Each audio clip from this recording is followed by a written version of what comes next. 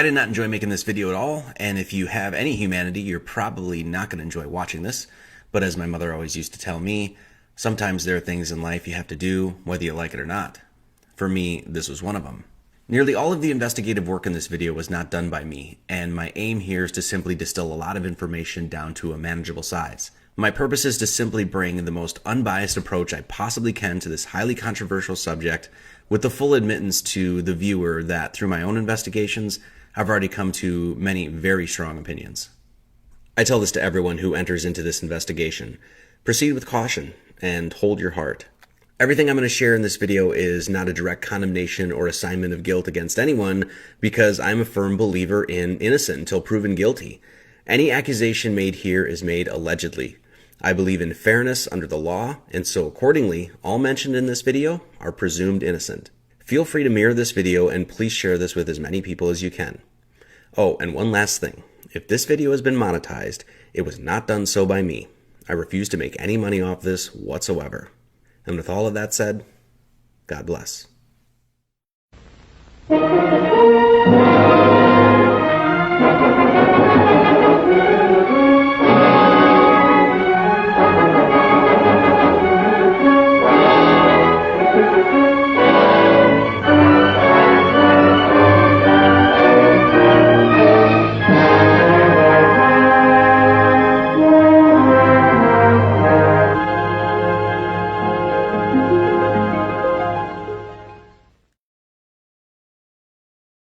This is James Alefantis. Alefantis' establishment, Comet Ping Pong, gained worldwide attention when allegations that a pedophile ring was being operated, in part, out of this establishment. This investigation is now known as Pizzagate and is one of the first ever worldwide citizen investigations. James Alefantis is an entrepreneur, an avid art collector, and owns a few shops and restaurants in the Washington, D.C. area. Not only is he the proprietor of Comet Pizzeria and Ping Pong, Buck's Fishing and Camping, as well as several other establishments, but according to GQ magazine, James is the 49th most influential person in Washington, D.C. Comet Pizza has hosted many Democratic fundraisers and events, with one of those Democrats being Hillary Clinton herself. The Federal Election Commission reports that money was donated to James Alefantis and Comet Ping Pong by Hillary Clinton, amongst many others, and to top it off, even geopolitical major player George Soros, through his Soros American Bridge PAC, sent Alefantis nearly $22,000 at one point. Alefantis' ex-boyfriend is David Brock, an American political agent, author, and commentator who founded the liberal media watchdog group Media Matters for America. In late 2013, Brock founded Correct the Record, which was described by the New York Times as Hillary Clinton's own personal media watchdog. In short, both Brock and Alefantis were heavily involved in the Hillary Clinton campaign and have been major players working in the background of the Democratic Party for a very long time. Mr. Alefantis has, on record, visited the White House at least 5 times, and so it wouldn't be controversial to say that James is connected to some of the most important and influential people in Washington. In fact, here is a letter from Hillary Clinton thanking James for the dinner, cooking with the Fratelli Podesta, and here is another Instagram picture where James is photographing President Barack Obama at the White House playing a little ping pong with a young child. James Alefantis is known as Jimmy Comet on Instagram, and online researchers discovered an incredible number of very strange photos, many with very young children, including very disturbing references found on his account. James's account has since been switched to private, but his posts were collected prior to him doing so. Many of the comments and hashtags made on the images of his Instagram account, and many other accounts linked to Mr. Alefantis and Comet Pizza, included code words well known and established by the Federal Bureau of Investigation to be codes used by those engaged in acts of pedophilia. For instance, cheese equals little girl, pizza equals girl, hot dog equals boy. You get the point. We're going to go over several of the pictures in question, as it is necessary to give context to the accusations made in this case. Out of respect, decency, and to protect the innocent, the children's eyes have been covered. So the first one we have here is an unnamed baby being fed pizza. The comments say hashtag first pizza and another that says new Comet ad, as in a new ad for Comet Pizzeria. Here's another one, a picture of a German baby doll for sale, and the comments say way overpriced. Now, nothing too damning here. Maybe James is a doll collector. Let's move on. Here we find another unnamed baby with the most alarming hashtag of hotard, which is a slang for a hoe or whore and a retard, or someone that is mentally handicapped. Very strange to write such a thing on a picture of a baby.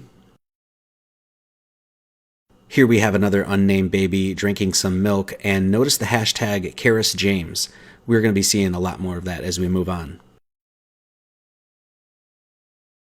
Here we have another hashtag of Karis James in reference to an entirely different child, and apparently Karis James loves to spend euros. It's just very odd seeing a child posing with money like this. Here's another unnamed baby in a shopping cart with the hashtag Karis James yet again, and I must mention, the eyes of this girl in the picture are saggy and she looks really tired. Not sure who this child is and why she is in this basket and why she is being displayed on James's Instagram account. And yet another unnamed or unidentified girl with the hashtag I love chocolate cake. This next image shows a young girl in a beauty pageant, and she is highlighted saying, I just want my pizza, which when knowing the FBI codes means young girl, which is pretty disturbing. Now, one or two pictures of a few girls on an Instagram account isn't really a big deal, but when you get so many like this, it really starts to raise questions.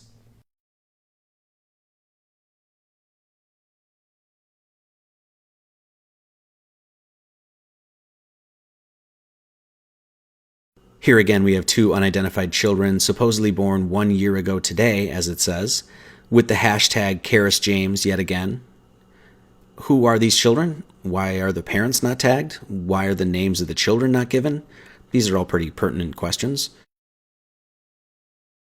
One of the most disturbing images is the one where this young girl here is taped down to the table while the commenter says, new seating area for your guests, hilaire or hilarious, and Kate Damon there tags Karis James yet again. Here's Jimmy Comet showing off a pile of pills and bills, and notice in the comments here it says ping pong in London. This next post shows James in an article expressing his love for playing ping pong in Germany, as well as in London, at a place called Dr. Pong's, something we'll revisit later. Here's Jimmy Comet displaying 3 masked children, which was also linked to another very creepy account called Mr. Solier. Not sure who these children are, how old these children are, what this is a reference to, if this is an art piece. Do the children know this is an art piece? One of the most controversial images is the one where a man here is holding a very young child with what has been identified as a sex bracelet around the man and child's necks. Jimmy Comet here tags chicken lovers, with a chicken lover defined as a homosexual man who is attracted to underage boys. Yet another hashtag Karis James, and the most strange and downright disturbing comments such as, what in the butt?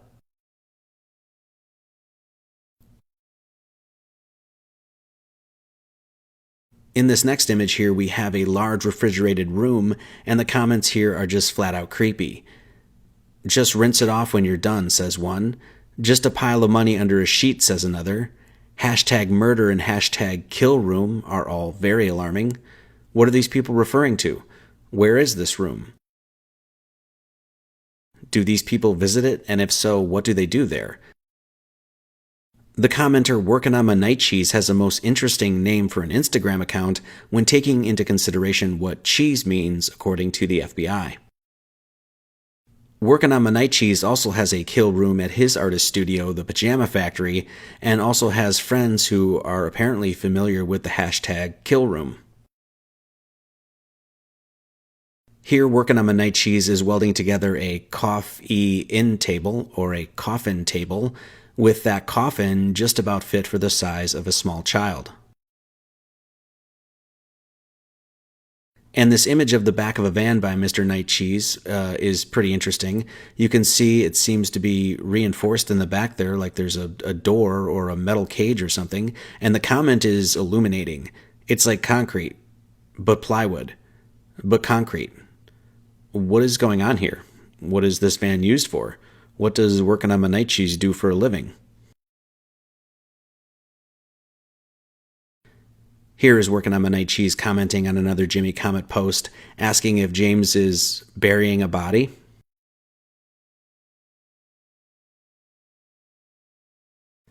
Some of the other images from James's account are very risque. Here we have Comet Pizza being jokingly renamed as the Long Dong Pizza Shop. Someone tagging Comet Ping Pong here with two people giving oral pleasure on a giant slice of pizza. And here is another. And another. And another. In this post, we see the Teenage Mutant Ninja Turtles, and it says Democratic Party, Republican Party, and the box checked is Pizza Party. This post is quite disturbing in that the comments we find someone saying, "Whip me up a Haitian special, extra cheese," which once again, according to the FBI code words, would mean a young Haitian girl.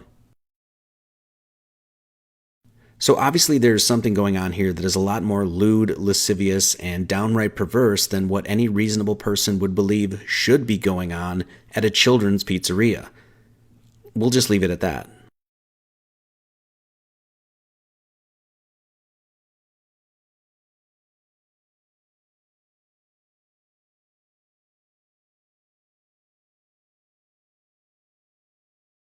Before we move on, I just want to mention three things, all of which are just creepy and in general downright bizarre. First, the name James Alefantis can basically be translated in French to mean "I like children." I offer no other commentary on this other than to point out that fact. Second, and please note that this is pure speculation, but interesting nonetheless, researchers had mentioned that since the hashtag #CarisJames did not seem to be addressing any specific person, Caris might possibly be a reference to the drug Carisoprodol, which is a muscle relaxer that might be used on alleged victims. And lastly, and this is something that is not speculative at all, the profile picture of James Alefantis, or Jimmy Comet, is the Greek god Antinous, who apparently was deified as a living god, and it just so happens that Antinous was sexually attracted to young boys. We'll get back to Jimmy Comet's Instagram in just a bit. This is John Podesta. John Podesta was the chairman of the 2016 Hillary Clinton presidential campaign and has previously served as chief of staff to President Bill Clinton and counselor to President Barack Obama. John has had close ties to Washington for a very long time. John has been in the inner circle of some very, very powerful people within the upper echelons of the Democratic Party for a very, very long time. WikiLeaks has released thousands of John Podesta's emails, and after many researchers rifled through them, it was found that there were an enormous amount of strangely worded references to pizza and hot dogs. Needless to say, it is very clear to see that John and many of the people whom he was communicating with are speaking in code. And not only are they speaking in code, but it is the same code that has been well established by the FBI. A few emails worthy of mentioning are here. Here we have an email discussing that the White House is flying in $65,000 worth of hot dogs and pizza. And yes, you could argue that the White House spends a good deal on high-profile events, and thus it is silly to assume that this email has anything to do with child trafficking, but really? $65,000 to fly in hot dogs and pizza? Who flies in hot dogs and pizza? Does this hot dog and pizza catering service have a name? And $65,000? At the very least, these people are wasting an insane amount of taxpayer money. Oh, and one last thing. It is protocol that all the food served at the White House is prepared at the White House due to worries of contamination and poisoning and the like. So all the food at the White House is made at the White House.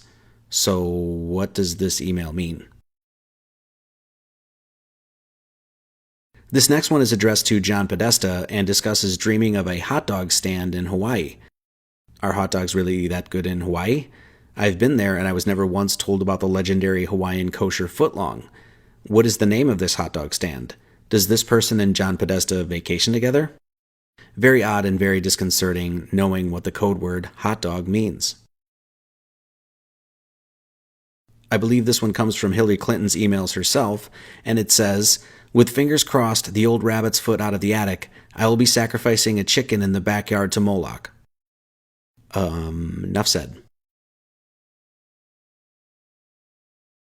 Here's one from James Alefantis to John Podesta, including the Hillary logo with a pizza incorporated into it.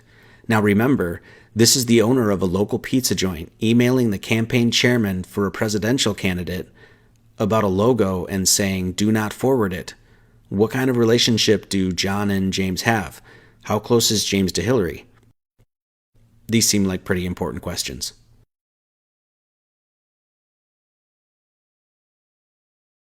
Here's one. "I'm coming to town and I'm bringing walnuts." And another email here speaks of walnut sauce. Who writes emails to each other concerning walnuts?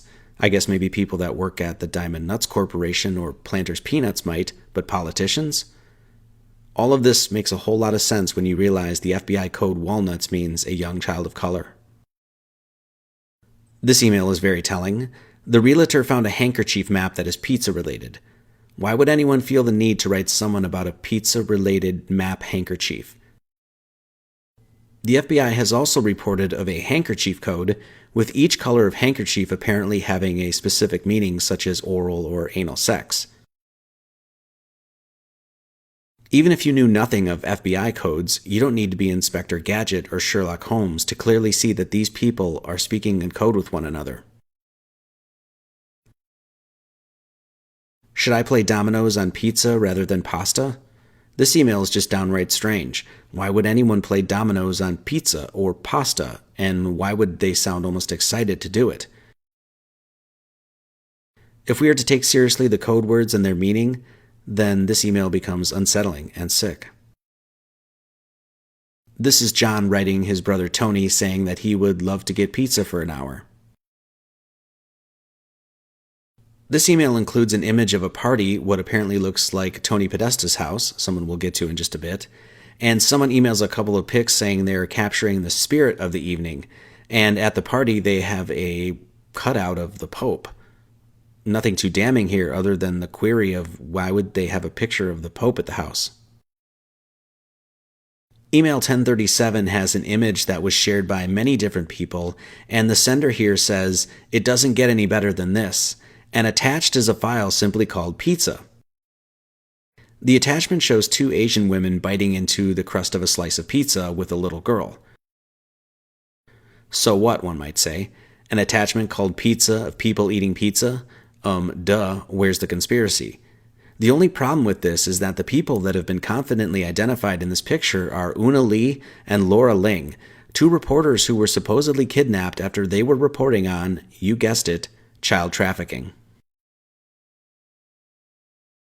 This last one is just downright gross and in my opinion leaves little room for interpretation. Tamara Lozado is sharing her excitement about the reprise of our gang's visit to the farm in Lovettsville. We plan to heat the pool so a swim is a possibility. Bonnie will be transporting Ruby, Emerson, and Mauve, 11, 9, and 7, so you'll have some further entertainment, and they will be in that pool for sure.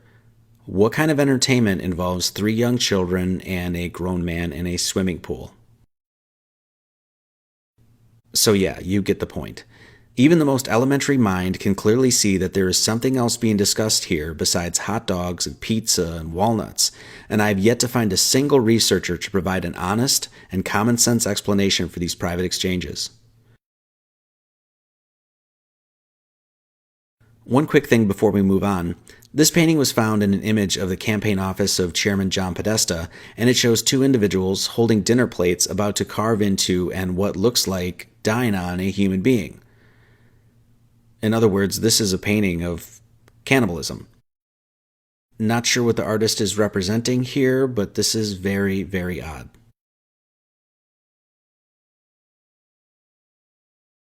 John's love for pizza seems to be a family affair.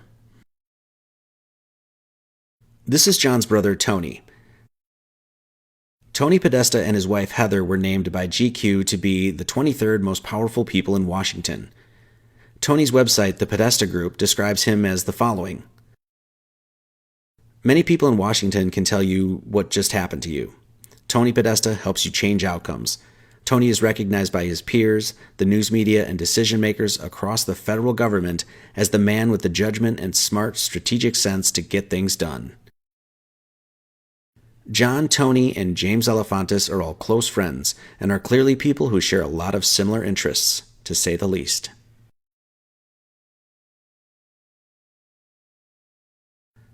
The Podesta brothers have been linked to the disappearance of a young girl named Madeleine McCann after many people online noticed the artist's sketches of Madeleine's supposed kidnappers are a dead ringer to the Podestas.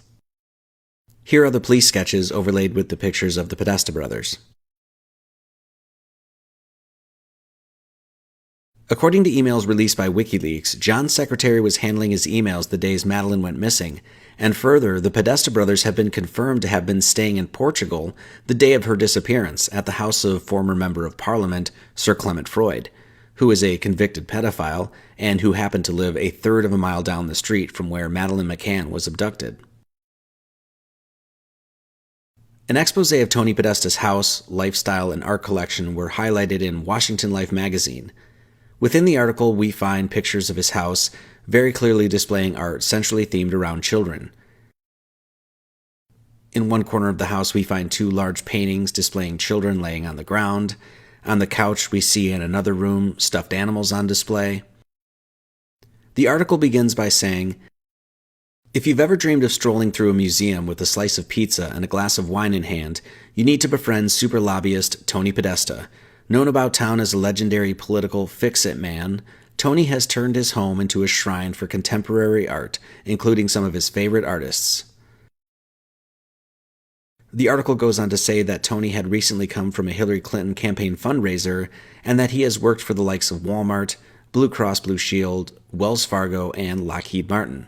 So no small potatoes there. Finally, the article concludes and says that he regularly opens his house to casual pizza parties, co-hosted by his friend James Alefantis, owner of Comet Ping Pong. We are going to take a quick look at three of the artists mentioned in the article. Louis Bourgeois, Biljana Đurđević, and Marina Abramovic. Tony's first major art purchase, and one according to the article, the piece that is never taken down, is the 2,000-pound bronze statue by Louis Bourgeois called the Arch of Hysteria. According to the National Gallery of Canada, the Arch of Hysteria was created from Bourgeois' interest in the physical, emotional, and psychological aspects of pain and fear. The piece was inspired by neurologist Jean-Martin Charcot, a physician who sought to represent hysteria by documenting the performances of his female patients. The physical tension of the hysterical arch and intense muscular contraction resulting in immobility and paralysis of the limbs is emblematic of an extreme emotional state. Regardless of the artist, it seems like a very morbid thing to have as your prized possession hanging in your living room.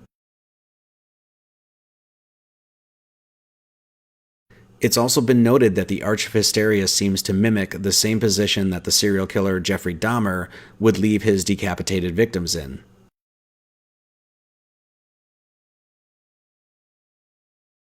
The second artist we're going to look at is Biljana Đurđević. I'm just going to present a few of her pieces here without any commentary.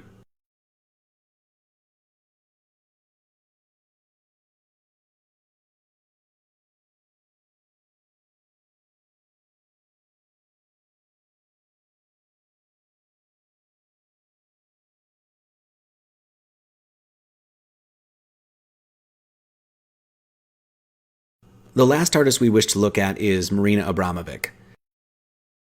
Marina gained fame during the run-up to the 2016 presidential election when it was revealed through the WikiLeaks emails that John Podesta, through his brother Tony, was invited to one of Marina's spirit cookings. Spear cooking is a performance art where blood, semen, urine, and other bodily fluids are used to paint in a live painting performance. Marina is a well-known artist collaborating with the likes of Jay-Z and is close and personal with Lady Gaga.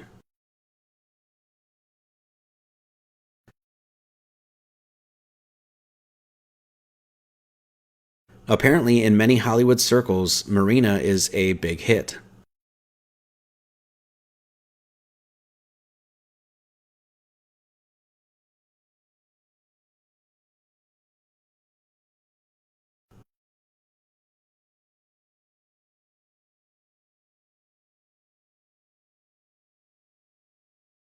Now, this is all pretty alarming to say the least, but is there anything to really get up in arms about?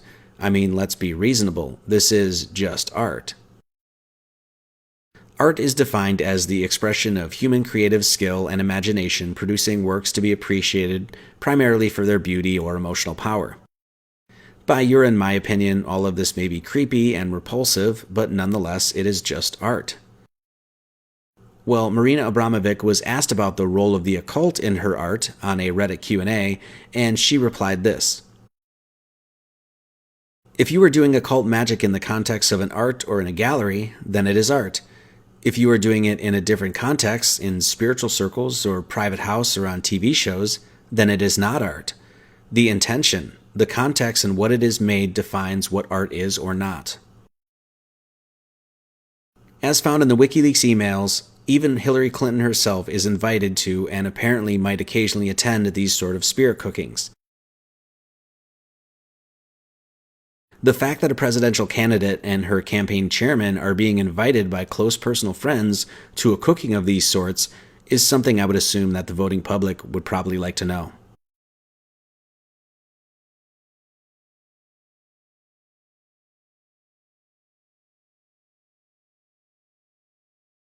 It might be pertinent to point out here that Hillary and Bill Clinton have a laundry list of cohorts and associates that have been busted for child trafficking or pedophilia.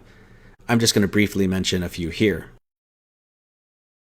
First, we have Laura Silsby, former director of the New Life Children's Refuge, was caught trying to steal 33 children. It was discovered that Huma Abedin, Hillary Clinton's confidant and top aide, had been forwarding emails directly to Hillary about Laura Silsby's organization, and there is evidence that Hillary worked directly with getting Silsby off the hook. Next up is Jeffrey Epstein, another very interesting character in this whole thing. In 2008, Epstein was convicted of soliciting sex from an underage girl and quietly paid settlements to scores of alleged victims who claimed that he had serially molested them as well as countless other victims. Several women have come out since then claiming that Epstein and his powerful network of friends have continually trafficked children for sex on his private island in St. Thomas. Jeffrey Epstein's now famous Little Black Book, recovered by Epstein's house manager, reads like a who's who of political and social elite. Former President Bill Clinton, President-elect Donald Trump, and Prince Andrew all hitched rides on Epstein's private planes and visited his private island. And then we have Christopher Kloman, convicted pedophile, who, according to the Washington Post, molested girls less than 10 times from 1966 to 1985. Kloman was a close personal friend of Ken Starr, who is a former Clinton prosecutor. And then there's Anthony Weiner, former member of the United States House of Representatives, involved in 3 sexual scandals related to sexting or sending explicit material by his phone. Weiner's now ex-wife, Huma Abedin, is once again a close confidant and Hillary Clinton's once top aide. And then, of course, there's Denny Hastert, the 51st Speaker of the House of Representatives and the longest Republican to hold the post, also a convicted pedophile, busted in the 70s for child molestation.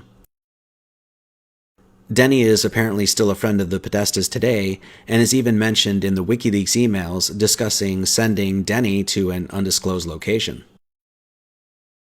Another very interesting connection to the Clintons and the Clinton Foundation is Monica Peterson. Monica Peterson was the assistant director at the Human Trafficking Center, who worked in Haiti, and it has been claimed that she had been highly critical of the Clinton Foundation and their possible role in child trafficking.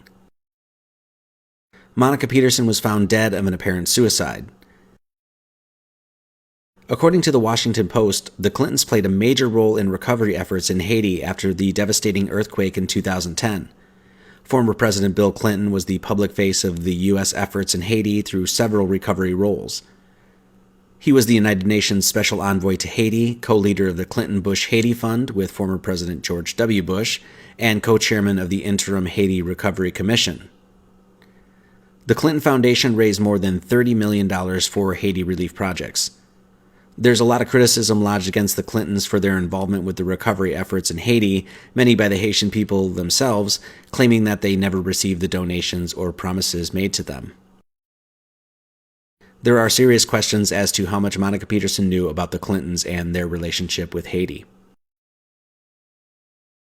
One major angle to all this is found once again by focusing on information secured by those at the Federal Bureau of Investigation. People within the pedophile community apparently have logos and symbols they use to identify each other. A few from the FBI are posted here.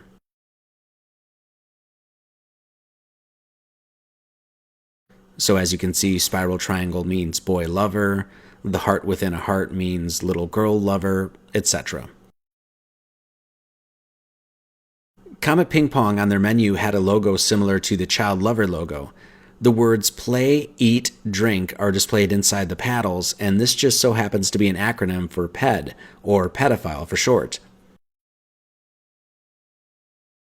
And what can only be more than coincidental, these logos are used in businesses surrounding Comet Ping Pong. Besta Pizza clearly was using a pedophile symbol in their logo till it was recently changed after the scandal broke.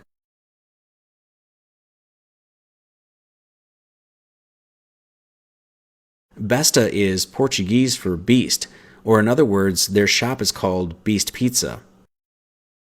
Besta Pizza is owned by a man named Andrew Klein, who just happens to be the director for the Human Trafficking Prosecution Unit of the Department of Justice. Just down the way is Politics and Prose, which is co-owned by Lisa Muscatine, who has been a Hillary Clinton supporter and speechwriter for over 20 years. We also have Beyond Borders, a foundation who works to end child slavery and prevent violence against women and girls in Haiti. And 2 stores away from Beyond Borders is Terrasol Bistro and Artisan Gallery, which has displayed yet another FBI pedophile logo.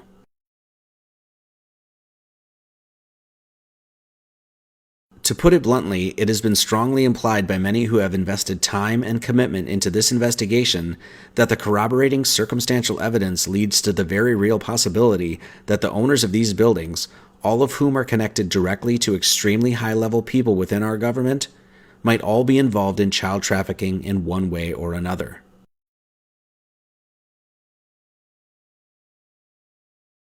It also has been speculated, mainly through pictures from James Alefantis' Instagram account, that there may be tunnels connecting the buildings underground, and this is why we see him doing work in what appears to be at Comet Ping Pong.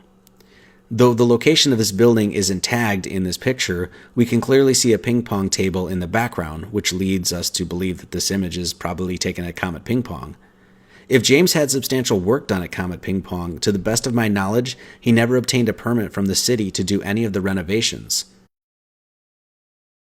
It is no secret that there is a network of underground tunnels beneath the architecture of Washington, D.C.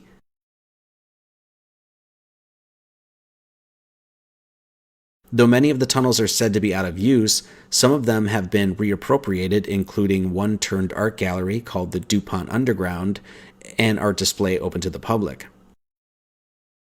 Once again, this tunnel network is only mentioned here as something to take into consideration.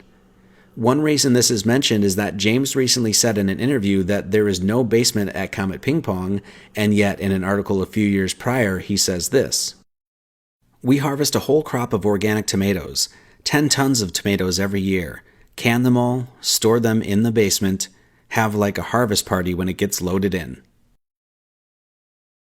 Seems like a very strange thing to lie about. I can't think of any reason to lie about having or not having a basement unless there is something hidden in that basement. Getting back to James Alefantis' Instagram account.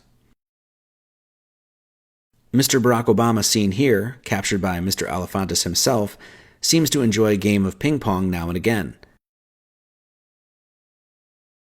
The First Lady, Michelle Obama, plays as well, even taking what was deemed by the White House as a personal trip to China to have a hand at the paddle.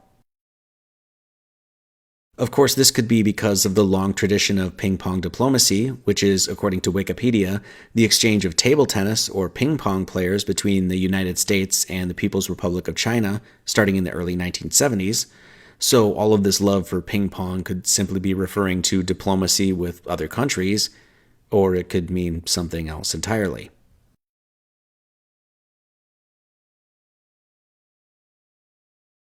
Joe Biden has the most disturbing thing on his own Instagram, giving the President of the United States, the leader of the free world, a children's friendship bracelet. One with a pizza on it.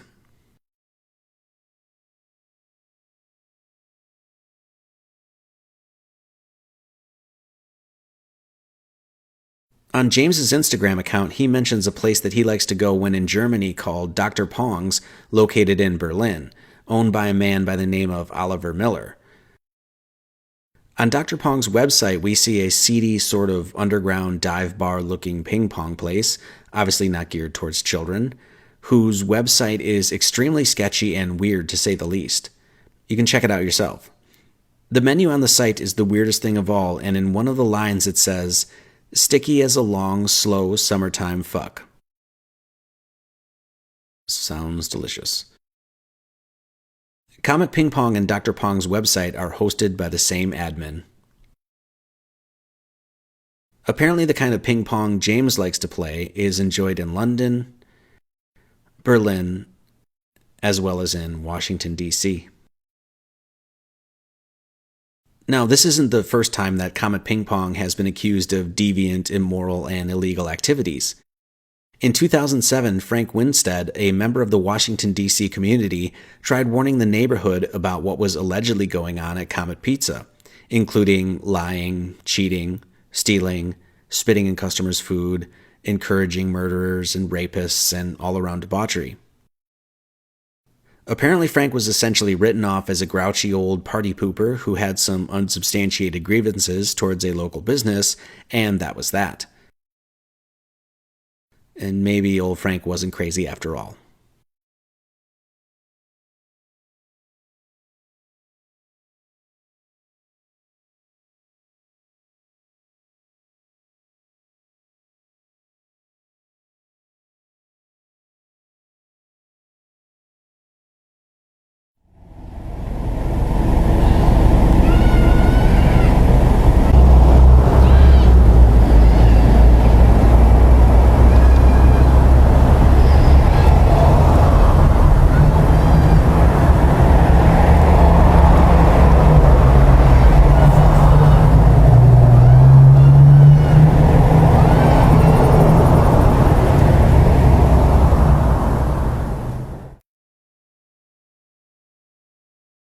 Comet Ping Pong is supposed to be, at least on the outset, a pizzeria aimed towards children, and it is open from 5 p.m. to 9:30 p.m., and then closed with parties often thrown in the back. This means that, essentially, Comet Pizzeria makes all of their money in roughly 4.5 hours a night. This is the bathroom located in Comet Ping Pong, and it shows a man here jerking himself off at a ping pong table. I ask you, does this look suitable for children? Apparently, since the scandal broke, most of the controversial art within Comet Pizza has been removed.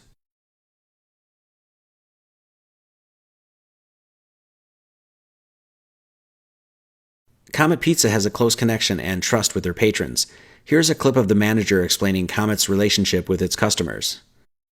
The secret is it's an empowerment. An empowerment, by definition, is trust. So, I trust that the relationship that I have with the customers is one where they understand that I'm looking out for them, and in response, they look out for us. The posters for the bands that play at Comet Ping Pong are very edgy and rather lewd and perverse, to say the least. Here are just a few posters of some of the acts that have played at Comet.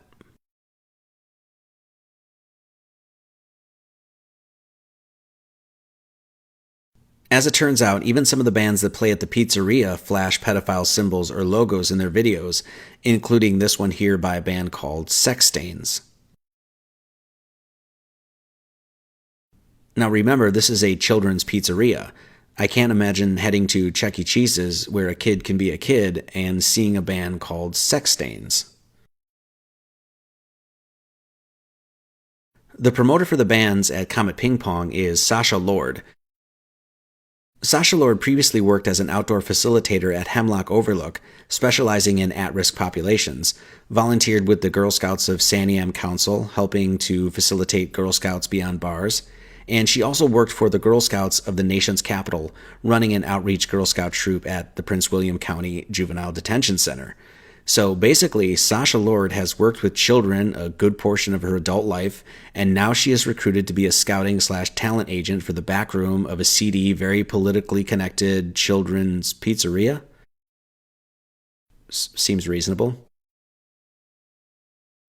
This video is of an artist named Majestic Ape, who also goes by Amanda Kleiman apparently, and has performed at Comet with her band Heavy Breathing. The video is of Sasha Lord's birthday party, and you can clearly hear Majestic Ape speaking casually about special pizza and discussing with the crowd the favors that Sasha provides.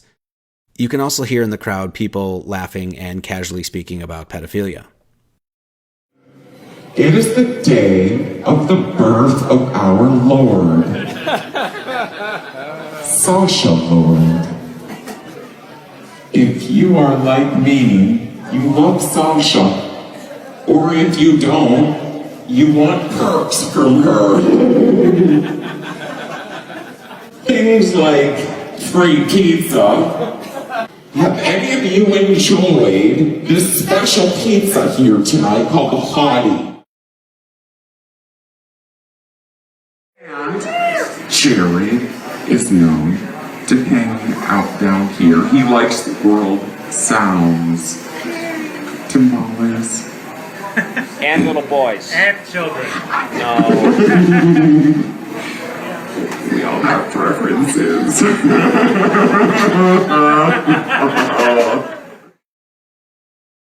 Further, Majestic Ape has mentioned pedophilia in her videos casually. To say that all of Majestic Ape's so-called art is strange and perverse would be an understatement.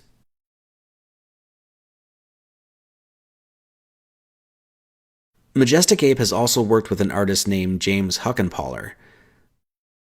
Amanda Kleiman, or Majestic Ape, narrates one of James's musical compositions I found on his SoundCloud. James Huckenpaller has worked with Transformer, the artist-centered, non-profit organization that James Alefantis is the board president of. One of the many titles James Alefantis apparently holds.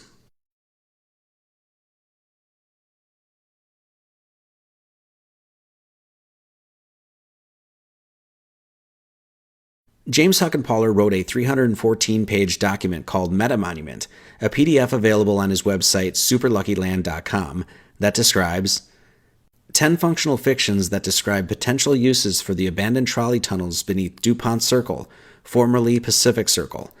These dreams borrow liberally from cultural spaces in Berlin in an effort to address some of the fundamental challenges posed by the location. And on the last page of this work it says this: thanks to Oliver Miller, aka Dr. Pong, for hospitality in Berlin, and James Alefantis for patronage above and beyond. It just kind of makes you wonder what kind of hospitality and patronage these guys are offering. The scary thing about all of this is that when you start to dig through the endless material on this subject, following a lot of the leads, going down rabbit hole after rabbit hole, a picture becomes very clear. One showing that hiding beneath the world of high art and politics, there is a very devious circle of people engaged in this sort of illegal, wicked, and highly immoral behavior. When this story broke, countless researchers, myself included, scoured numerous accounts on Instagram and Twitter and Facebook and uncovered literally hundreds of people engaging one another using these code words, saying things cryptically and posting images related to such behavior. This is not a joke. Literally hundreds to thousands of people discussing this stuff openly. A Twitter account named @Eclipse_OW was banned temporarily for releasing a massive Google Doc of 23,000 accounts, including over 500 with their exact geographical locations of people involved in an enormous child pedophile ring. It has recently come to light that this pedophilia is on YouTube as well, with literally, once again, thousands of accounts discussing this stuff openly, sharing videos of young girls spreading their legs, posing in very sexual or precarious positions, and the like. The comment sections of these videos are littered with perverse and sexually explicit comments about young children, and nothing is being done about it.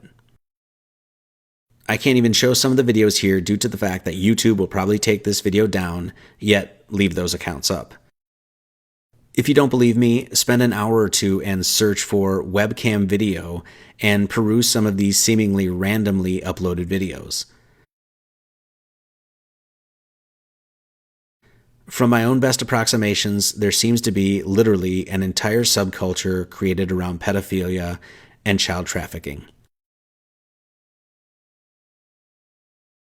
Conservative reporter Andrew Breitbart, founder of Breitbart.com, spoke of John Podesta and his supposed sex crimes in a tweet from 2011, where he said this: "How progressive guru John Podesta isn't a household name as a world-class underage sex slave op cover-upper defending unspeakable dregs escapes me." Andrew Breitbart dropped dead of a heart seizure in early 2012. Make no mistake about it, rampant pedophilia and child sex slave trafficking at the highest levels of society and government is something that people have been claiming and discussing for years. The Hollywood aspect of this whole scandal is pretty intense too, and it is a rabbit hole I will only briefly touch on here. The amount of celebrities, especially childhood actors and entertainers, that seem to be tied up in all of this is pretty damn alarming. Hollywood actor Elijah Wood, a household name, has come out and discussed openly that there is a pedophile ring happening within the underbelly of Hollywood and has been operating for years. Katy Perry has been known to have a fascination for pizza, even donning a pizza onesie, and Miley Cyrus has long been known to have some obscene obsession with pizza, as her entire Instagram account seems dedicated to this Italian food.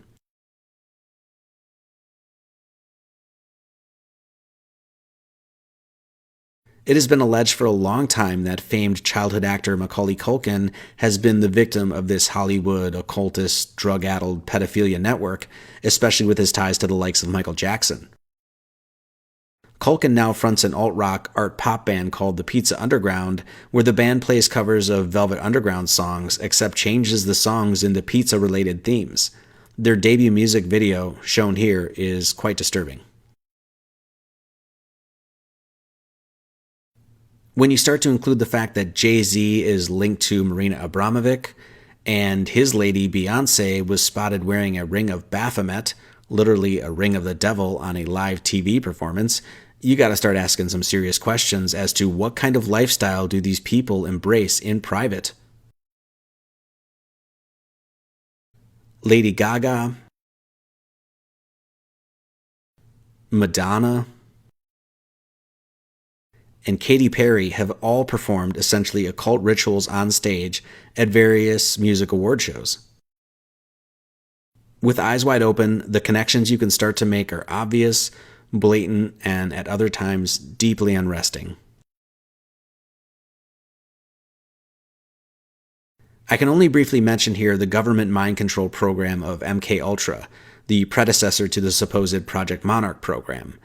Yes, the government, by their own admission, was literally experimenting on people with and without their knowledge for years, at least since 1950. This subject is a documentary in and of itself, but let's just say MKUltra and the government mind control programs undoubtedly play an enormous role in understanding this network of control. Though MKUltra on record was supposedly shut down, there is no getting around the fact that this stuff happened. I think it would be extremely naive to believe that the government, under some guise or veil, isn't continuing these types of programs today. Many of the so-called Hollywood stars and famous figures could very well be mind-controlled slaves, controlled by forces at work within the United States government.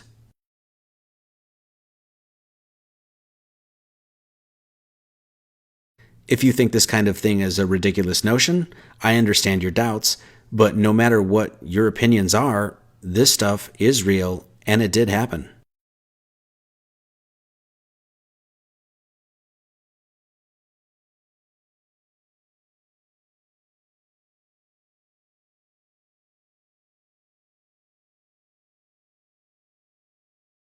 The fact is, accusations of a massive pedophile ring have happened many times before. The Australian government had a massive pedophile scandal, and there was an expose done on it on 60 Minutes, which, to the best of my knowledge, never aired in the United States. Numerous researchers have discussed England's own supposed scandals, with the claims that many within the celebrity culture, including cultural icon and BBC legend Jimmy Savile, are involved in sex, slave, murder, and child trafficking, amongst other things.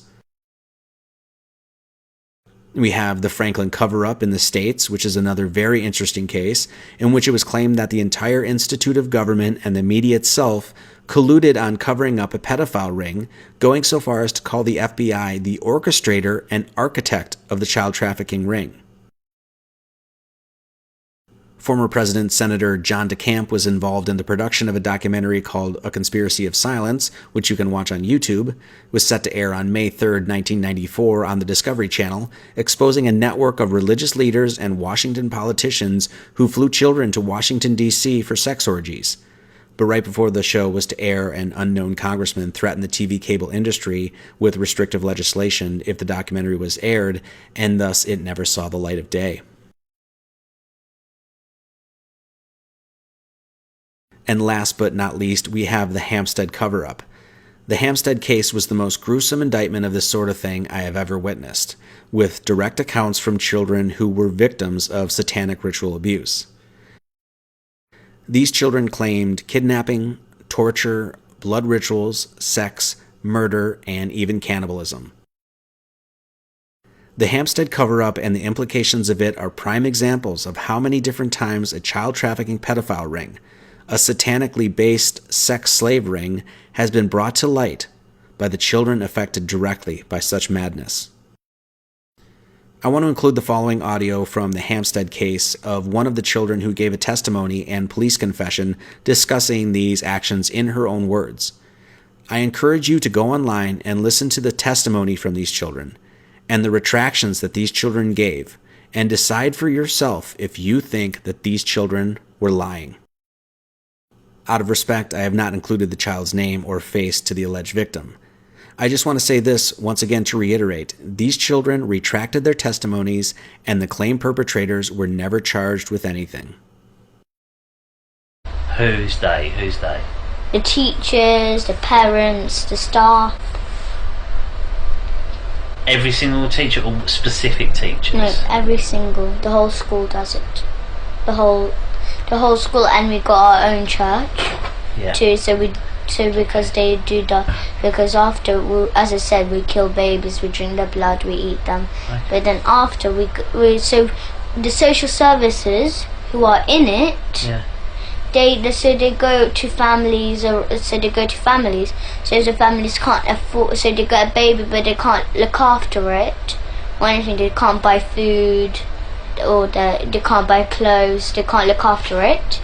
So the families who sell their children, so the social services get them, they say they get them to a foster home, but they don't. Right, okay. So then because our dad, he forces me and to do it, but because we can't, we're not strong enough to cut the baby's head off, he does us to hold a knife, and he puts his hand at the top of our hand, and he helps us to cut the baby's head off, because he's learning, he's teaching me, and so when we're older, to do it to our own children and do this kind of stuff to our own children. Where is it this that happens? The church, in the kitchen in our church.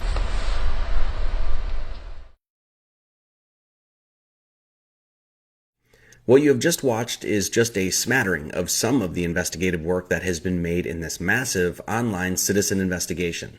And I ask you, the viewer, to ask yourself, is this fake news? Is there enough evidence, even if circumstantial and indirect, to warrant a serious investigation into these matters? In my opinion, if I was an FBI investigator working cases in the child trafficking unit, and somebody came up to my desk and plopped in front of me everything you just watched, with the sources, the encrypted emails, the images, the links, the connections, the names, everything, as it has been collected online, if I was that FBI agent who maybe had a wife and kids, who loved his job, who worked up through the ranks and earned his position because he really wanted to fight people who harm children, if I was that father, I would have peed my damn pants at having been handed such a gold mine of investigative work. Is there, in this case, direct proof of guilt? No, not necessarily. But investigations don't start with proof.